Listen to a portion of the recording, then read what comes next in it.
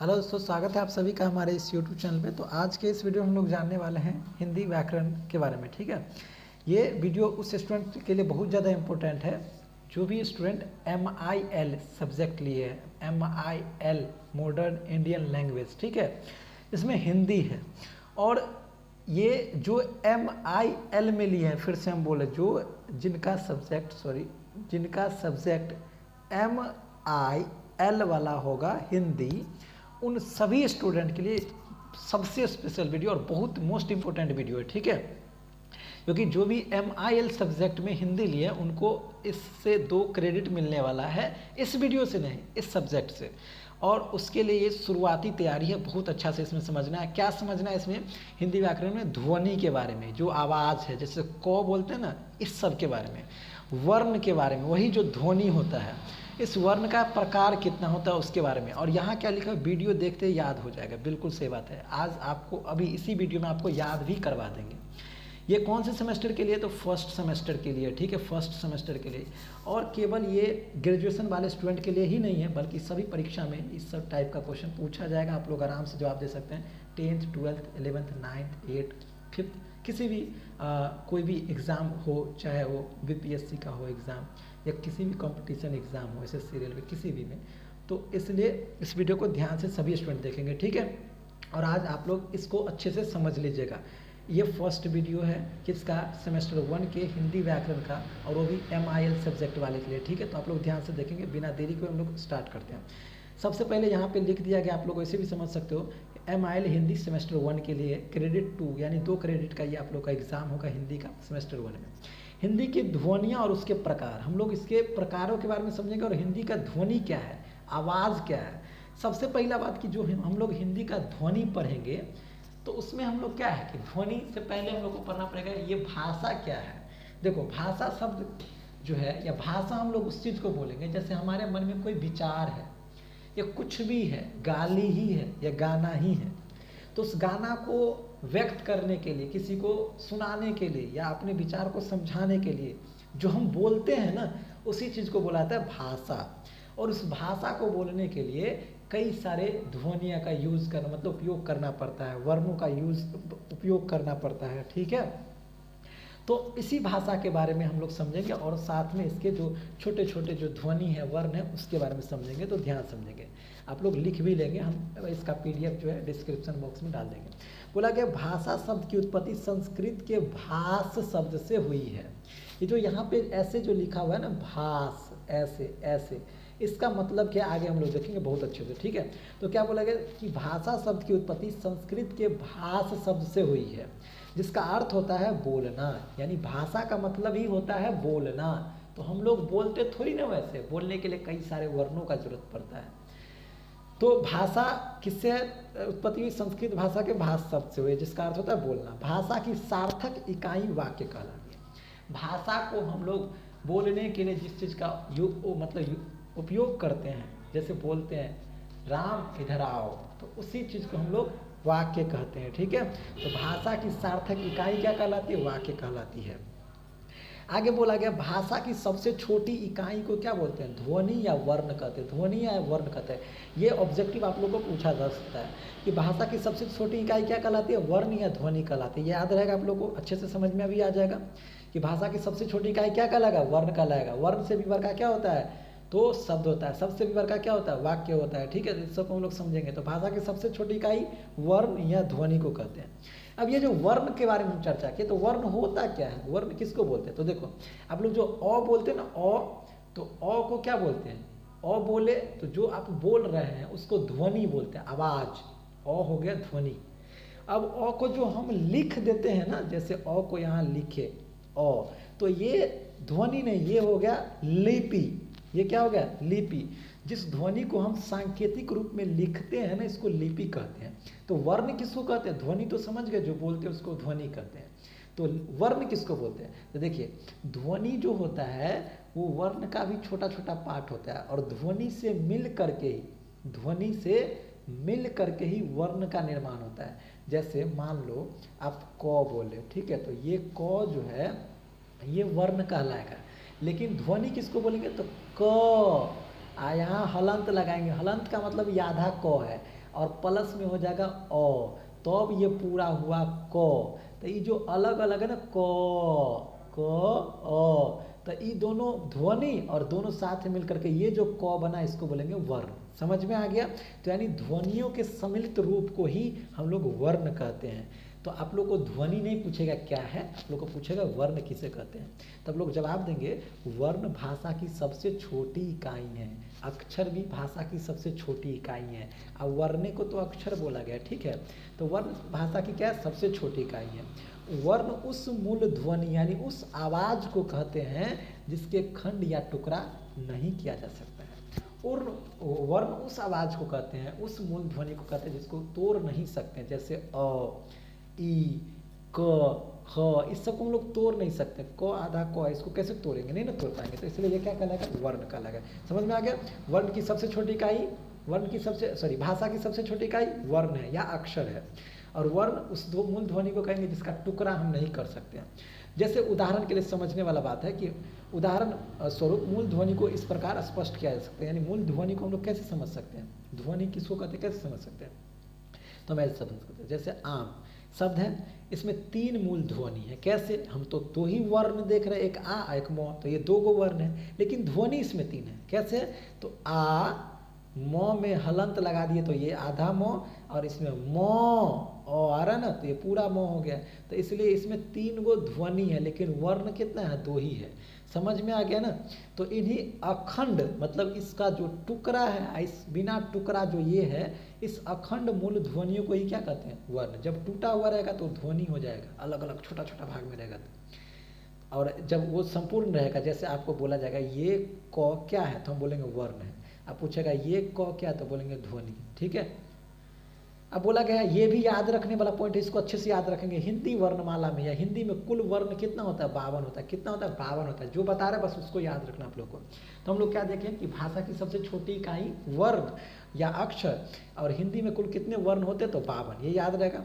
आगे बोला गया कि वर्णों के व्यवस्थित समूह को क्या बोला गया? वर्णमाला। वर्णों का व्यवस्थित समूह किसको बोलते हैं? तो जैसे हम लिखे अ के बाद आ ई उ, फिर लिखे ए ऐ ओ औ, फिर अंग ऐसे करके लिख देंगे, फिर को। तो ऐसे व्यवस्थित करके जो लिखा गया है, वो जो एक समूह बनाया गया, उसी को हम लोग क्या बोलते हैं? वर्णमाला। तो वर्णों के व्यवस्थित समूह को वर्णमाला कहते हैं। समझ में आ गया? अब देखिए वर्णमाला तो हम लोग देख लिए, इस पॉइंट में ही, इस टॉपिक में ही हिंदी में क्या बताया गया कि ध्वनियाँ और उसके प्रकार। तो हम देखेंगे हिंदी वर्णमाला में 2 प्रकार के वर्ण हो पाए जाते हैं या वर्ण होते हैं। कौन कौन सा वर्ण होता है? स्वर तथा व्यंजन। अ आ इ उ क ख ग सब बोलते हैं, तो वो 2 टाइप का होता है बोलने में, एक स्वर वर्ण होता है, एक व्यंजन वर्ण होता है। ठीक है। तो यहाँ से आप लोग को याद क्या क्या रखना है? पहला कि भाषा की सबसे छोटी इकाई वर्ण कहलाती है या अक्षर कहलाती है। दूसरा कि कुल वर्ण कितना है? तो 52। तीसरा याद क्या रखना है कि वर्णमाला में कितने प्रकार के वर्ण होते हैं? तो 2 प्रकार के, एक स्वर वर्ण तथा व्यंजन वर्ण। ठीक है। तो हम लोग सबसे पहले स्वर वर्ण के बारे में अच्छे से पढ़ लेते हैं। देखो स्वर वर्ण में क्या बताया गया, ध्यान समझेंगे। स्वर वर्ण जिस वर्ण का उच्चारण स्वयं हो, यानी जिस वर्ण का उच्चारण स्वयं हो जाता है, मतलब इसमें कोई दूसरा वर्ण हेल्प नहीं करता है, अर्थात बिना किसी दूसरे वर्ण की सहायता से हो, स्वर वर्ण कहलाता है। स्वर वर्ण जो होता है वो स्वतंत्र रूप से बोले जाने वाली वर्ण होता है। जैसे देखो हम बोले अ ही तो आ रहा है, इसमें कोई आ रहा है कुछ भी, कुछ एक्स्ट्रा नहीं। जैसे आ बस आ रहा है, जैसे ई बस ई आ रहा है, तो ये सब स्वतंत्र वर्ण है, इसलिए इसको स्वर वर्ण बोलेंगे। स्वर वर्ण में किसी का भी जरूरत नहीं होता, उसमें स्वयं बोल लेते हैं। स्व से स्वर, स्व से स्वयं बोलना, इसमें किसी का सहायता नहीं लिया जाता है। तो स्वर वर्ण सब है अ आ इ उ वगैरह सब। ठीक है। तो हम लोग ऐसे थोड़ी याद रखेंगे, आपको ऑब्जेक्टिव पूछेगा, क्या पूछेगा कि स्वर वर्ण कितने हैं, तो हम बोलेंगे स्वर वर्ण की संख्या 11 है। अ आ इ ई उ री ए ऐ ओ औ। देखो ये री जो है ना, स्वर वर्ण उच्चारण के आधार पे नहीं है, ये बोलेंगे लिखने के आधार पे बोल सकते हैं, या सांकेतिक आधार पे जो है री स्वर वर्ण है। नहीं तो बोल सकते स्वर 10 को होता, लेकिन यहाँ हमको याद क्या रखना है कि स्वर वर्णों की कुल संख्या 11, स्वर वर्णों की कुल संख्या 11। अब देखो ये स्वर वर्ण भी 3 टाइप के होते हैं। संख्या में 11 को स्वर वर्ण है ना, लेकिन उसी 11 में कितने टाइप के हैं? तो बोला गया उच्चारण के आधार पर जो हम लोग बोलते हैं उसमें स्वर वर्ण का कितना प्रकार है? 3 गो प्रकार है। कौन कौन सा प्रकार है? तो बोला गया एक हर्ष स्वर है, जिसको मूल स्वर भी बोला जाता है, मेन स्वर बोला जाता है। एक है दीर्घ स्वर, एक है प्लुत स्वर। देखो हर्ष स्वर या मूल स्वर, हर्ष मतलब हल्का, हर्ष मतलब हल्का, जिसका उच्चारण हल्का से हो, आराम से हो जाए, उसको हर्षो स्वर बोलते हैं, जिसकी संख्या 4 होती है। कितना होता है? 4 होता है। जिसकी उच्चारण हल्का में हो जाए, हर्षो मतलब हल्का, और दीर्घ मतलब लंबा, जैसे आ, दीर्घी ई, ऊह, तो ये सब दीर्घ स्वर में आएगा। जैसे ए, ऐ, तो ये सब दीर्घ स्वर आएगा। एक होता है पुलुत स्वर, आप लोग कभी कभी देखें, जैसे क लिखा हुआ है और इसके ऐसे दिया रहता है, ये वाला उल्टा एस करके, या दो करके, सॉरी दो करके उल्टा दो, तो ये पुलुत स्वर कहलाता है। ठीक है, तो स्वर को कितने भाग में बांटा गया? 3 भाग में। तीनों भाग को हम लोग पढ़ लेते हैं। अभी बताया ना आप लोग को, हर्ष स्वर या मूल स्वर किसको बोलते हैं? वे स्वर जिनके उच्चारण में कम समय लगता है, हर्षो स्वर कहलाता है या मूल स्वर कहलाता है। हर्षो मतलब हल्के से बोल लेते हैं। जैसे देखो, इनकी संख्या कितना होता है? 4 होता है। तो हर्षो स्वर की संख्या 4 होता है। अ, ई, हर्षी होता है, अ, ई, उ, री, आराम से बोल लिए। तो ये 4 गो होता है हर्षो स्वर। आप लोग एग्जाम में आप लोग को पूछ सकता है निम्नलिखित में से कौन हर्षो स्वर है, तो इसको भी दिमाग में रखेंगे। ठीक है, हर्षो स्वर की संख्या 4 है। अब देखते हैं दीर्घ स्वर। अभी बताएं, दीर्घ मतलब बहुत बड़ा, तो जिसका उच्चारण होने में यानी बोलने में ज़्यादा समय लगता हो, दीर्घ स्वर कहलाता है। दीर्घ स्वर वे स्वर जिनके उच्चारण में अधिक समय लगता है, दीर्घ स्वर कहलाता है। इनकी संख्या 7 है। इनकी संख्या कितना है? 7 है। कौन कौन सा है? आ, ई, ऊ, ए, ऐ, ओ, औ। ये 4 है। इन्हें संयुक्त स्वर भी इसलिए बोला जाता है क्योंकि ए, ऐ, ऊ सब जो है ये दो दो से मिल करके बना है, दो दो स्वर से मिल करके बना है, इसलिए इसे संयुक्त स्वर भी कहते हैं। और जोर अ बराबर आ, तो इसलिए जो है ये संयुक्त स्वर कहलाएगा। ठीक है, तो दीर्घ स्वर में जिसमें लंबा बोलना पड़ता है। पुरुष स्वर अभी बोले ना, उल्टा दू, कहाँ गया भाई?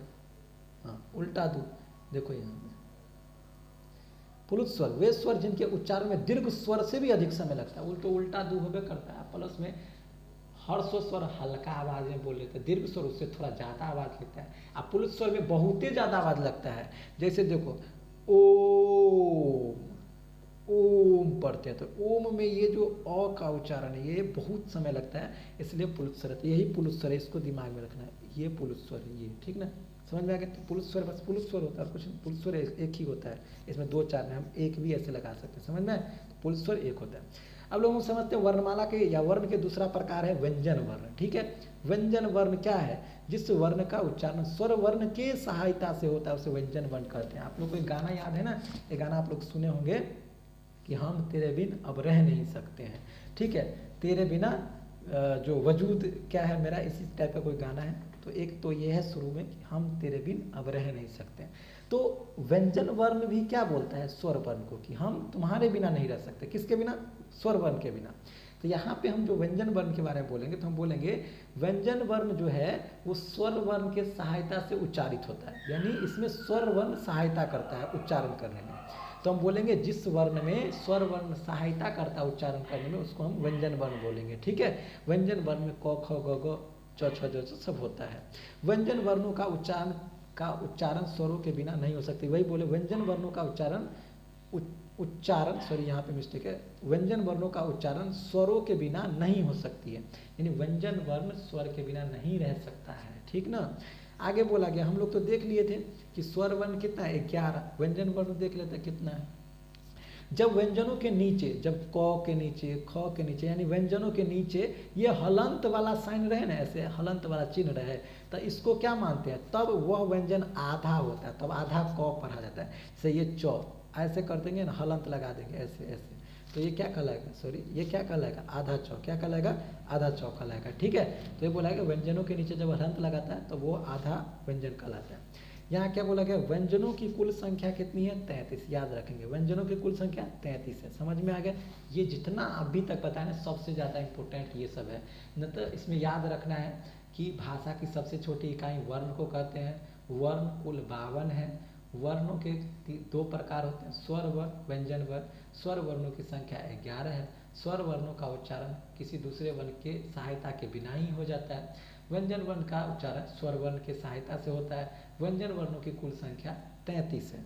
अगला पॉइंट है जो एग्जाम में नहीं पूछेगा, मतलब बहुत ही इम्पोर्टेंट नहीं है। उच्चारण के आधार पर व्यंजनों के प्रकार कितना है? 5 प्रकार है। कंठस्थ व्यंजन, तालव्य व्यंजन, मूर्धन्य व्यंजन, जिसको हाँ बिल्कुल दंत व्यंजन, ओष्ठ व्यंजन। आप लोग क ख को सब पढ़े ना, उसमें बोला गया कि कंठ से क ख ग सब बोला जाता है, अरह भी कंठ से बोला जाता है, च छ ज ज यह तालब स य, ये सब किससे बोला जाता है? तालव्य से बोला जाता है। ये सब वर्ण है, वो भी व्यंजन वर्ण है।